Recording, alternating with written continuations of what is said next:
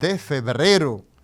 Y en el día de hoy nosotros vamos a conversar, vamos a estar hablando de, bueno, una de las grandes problemáticas, Héctor, no sé si estás por ahí o ya eh, nos dejas, yo creo que estás todavía por ahí.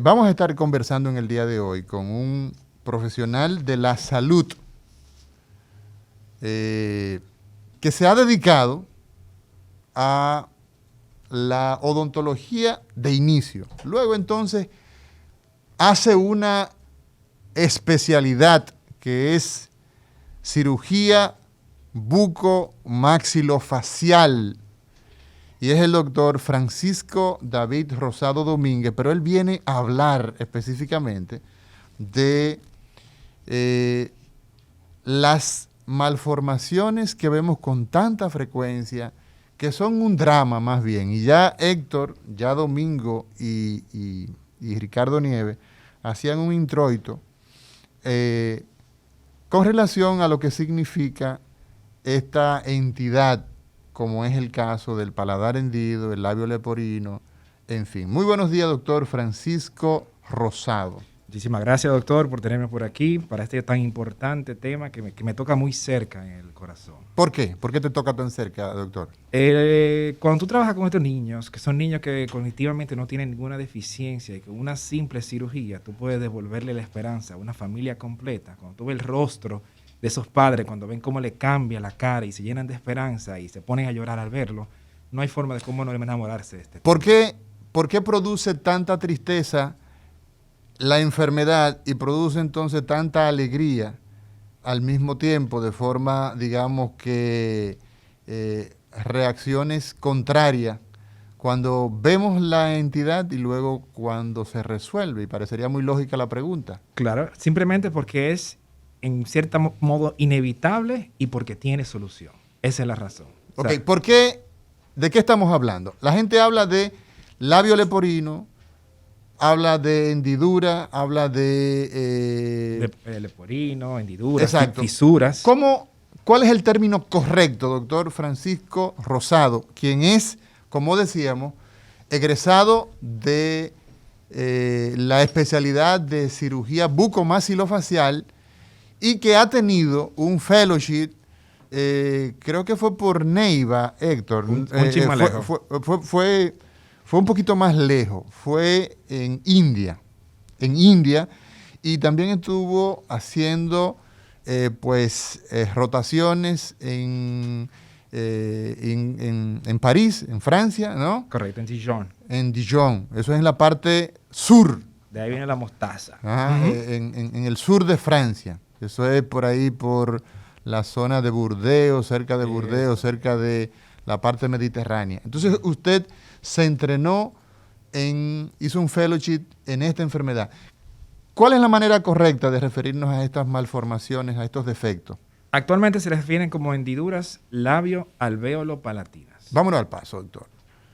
Son malformaciones. Correcto. ¿Qué significa que son malformaciones? Se generan en el feto durante la cuarta y la novena semana de formación. O sea, papá y mamá juntaron su óvulo y ¿verdad? Y su esperma, se produjo lo que somos, y en la cuarta a la novena semana de haberse juntado esas dos células, entonces empieza a producirse el defecto, aparece en ese tiempo. Correcto. Cuando se da. Se le llama defecto, pero realmente es una no unión. Hay dos procesos de la cara que comienzan a los lados y se juntan en el centro. Entonces, cuando estos procesos no se unen dentro de la cara, queda esta hendidura o esta fisura, que es lo que le llamamos actualmente hendiduras labio alvéolo. Entonces, ese es el primer aporte que hacemos en el recetario, doctor Guerrero Heredia.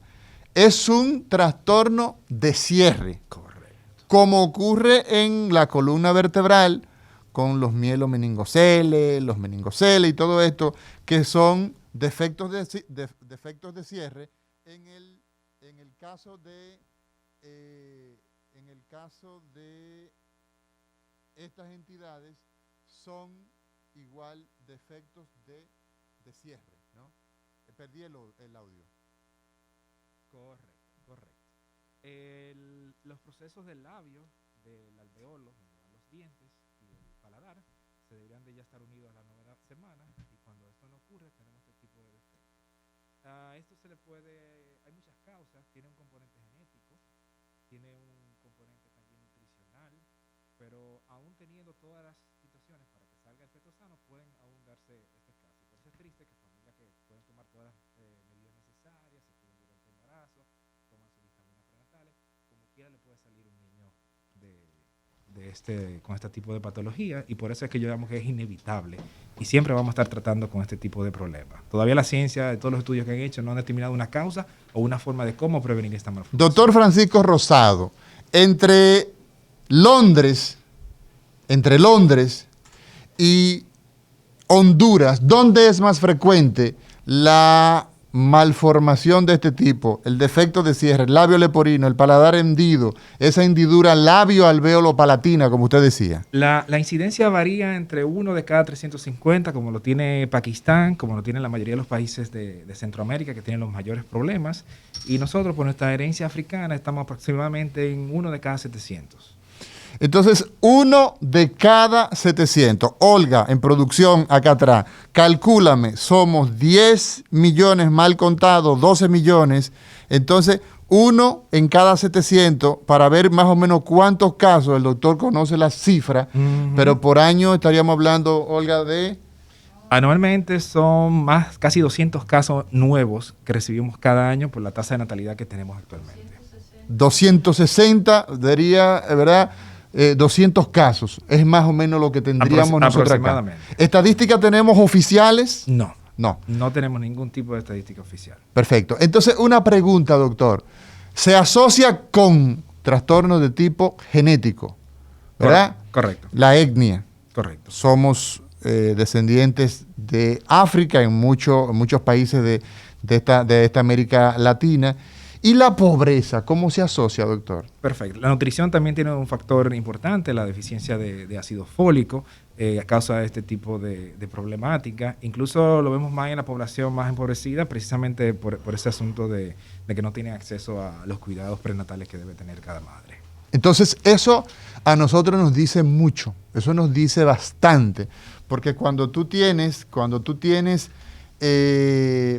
que, por ejemplo, habla de factores familiares, ¿no? Habla de exposiciones a sustancias durante el embarazo, al hecho de la diabetes, ¿verdad?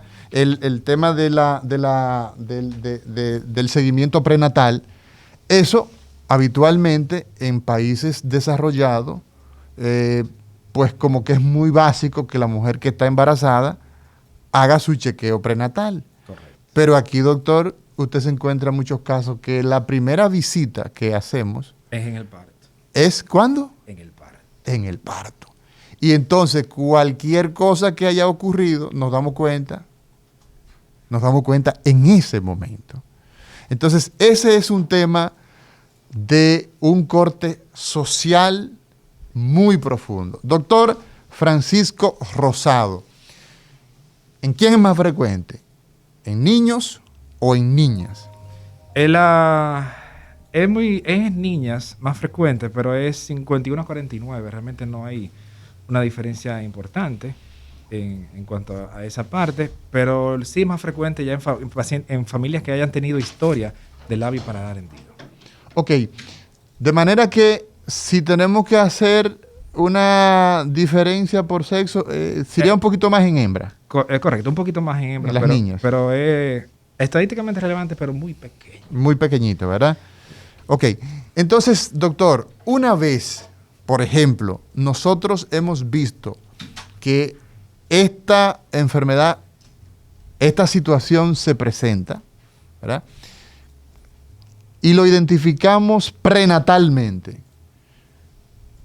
¿Qué hace normalmente el equipo, el ginecólogo, el pediatra, en el caso suyo como un joven que se ha formado, cogió para la tierra de Gandhi a formarse y también para Francia, para la tierra de Charles de Gaulle, y de todos esos grandes médicos del mundo, los franceses?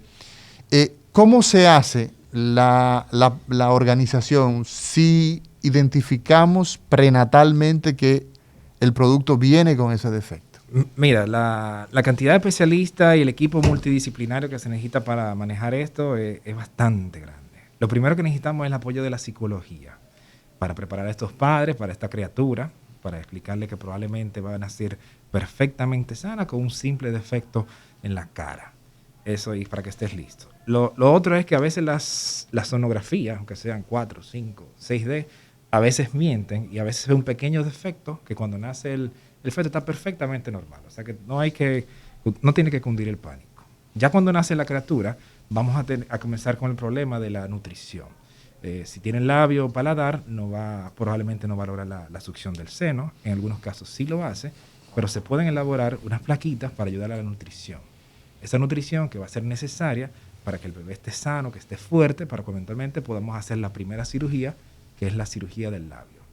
La cirugía del labio idealmente se tiene que hacer entre los 4 a los 6 meses para los mejores efectos estéticos y va a ayudar para que el niño pueda alimentarse mejor. Ya con el labio cerrado y con una plaquita en el paladar, perfectamente ya el niño puede nutrirse. Entonces, antes de continuar por esa ruta, entonces, la cirugía en este tipo de defecto no se programa en el mismo momento del nacimiento, si ya sabemos que viene con este defecto. En el caso, digamos, en su entrenamiento, usted no veía que estos pacientes podían ser llevados a cirugía el mismo día. Nosotros, por ejemplo, te comento, doctor Francisco Rosado, cirujano bucomaxilofacial con entrenamiento en labio leporino, hendiduras labio alveolo palatinas y faciales. En neurocirugía nosotros cuando tenemos un mielomeningocele, que ya el pediatra nos dijo, el ginecólogo identificó con las ecografías, porque la gente piensa que las sonografías son para ver el sexo del niño, y no, eso es probablemente un aspecto.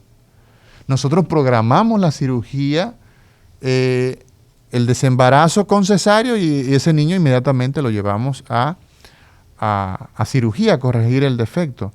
En el caso de ustedes... Bueno, la cirugía se puede hacer hasta in útero. In útero. Pero la realidad es que lo más seguro es hacerlo entre los 4 y los 6 meses. Ok. ¿Por qué? Porque no hay necesidad de hacerlo antes de eso. ¿Y para qué coger riesgos a una criatura cuando se puede hacer cuando esté un poquito ya más grandecito? Ok. ¿Cuáles son los principales trastornos que nosotros vamos a tener en ese niño, esa niña que nació con esa abertura?